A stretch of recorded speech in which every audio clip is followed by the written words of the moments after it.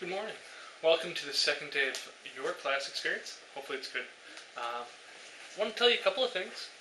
If you didn't have a chance to finish the 6-word memoir activity yesterday, go ahead and finish that today. We're going to roll through that and have a chance to make sure everyone's had an opportunity to speak.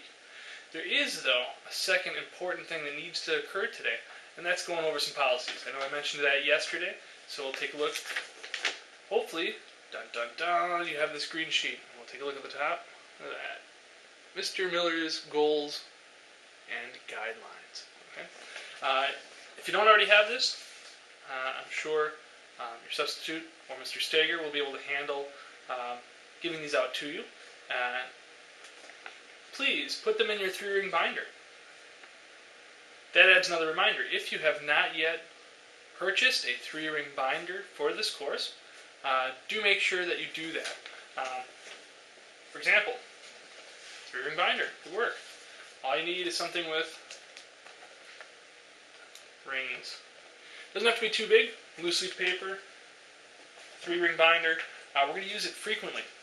And most of your handouts, most of the packets you have in this course will come with 3-ring punch on the side, so you can tuck it right in there. And there shouldn't really be too many reasons to lose or misplace your material. So, after you finish what's left of the 6-word memoir, we're going to have a chance to take a look at the goals and guidelines and kind of build from that sense of revision.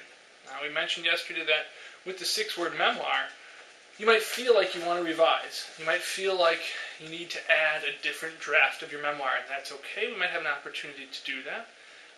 Or your 6-word memoir might be one of those things that you want to expand later on and submit as one of your writing pieces.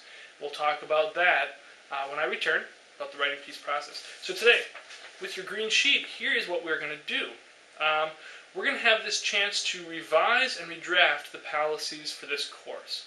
Now, there are some that will always stay, and we'll talk about that when I return.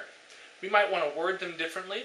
We might want to place them in a different order. We might want to add something to them. But there are a few policies in this that we're going to want to change, and that we're also going to want to keep. The reason why we're going to be revising these is because I've discovered,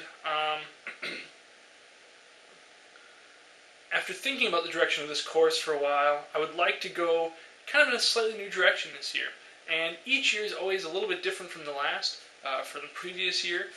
I was thinking what would really help this course run better and help you and me communicate more effectively, more efficiently, have a good sense of what we're doing with language arts. What is this course all about? We can help each other by rewriting these policies, by creating a new draft and agreeing on some sets of goals and guidelines together.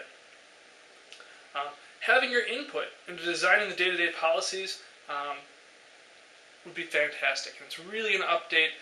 Sometimes writers and authors kind of get stuck in a little bit of a mindset. And sometimes that's very good. If you really enjoy a particular author and you really like their style, maybe you're looking for each book to be very similar. And that's a good thing.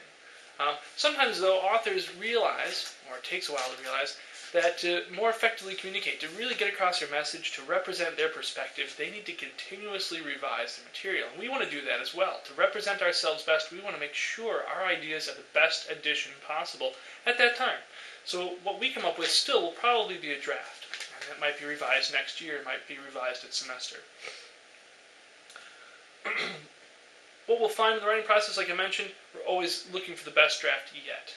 There's always room for revision to ideas. Now, I know I see a lot of people, myself included, on the computer typing up a paper, an essay, a creative writing piece, and they get hung up on, oh, there's a red squiggle, oh, there's a green squiggle. I better stop my thoughts and focus on revising the grammar or the spelling.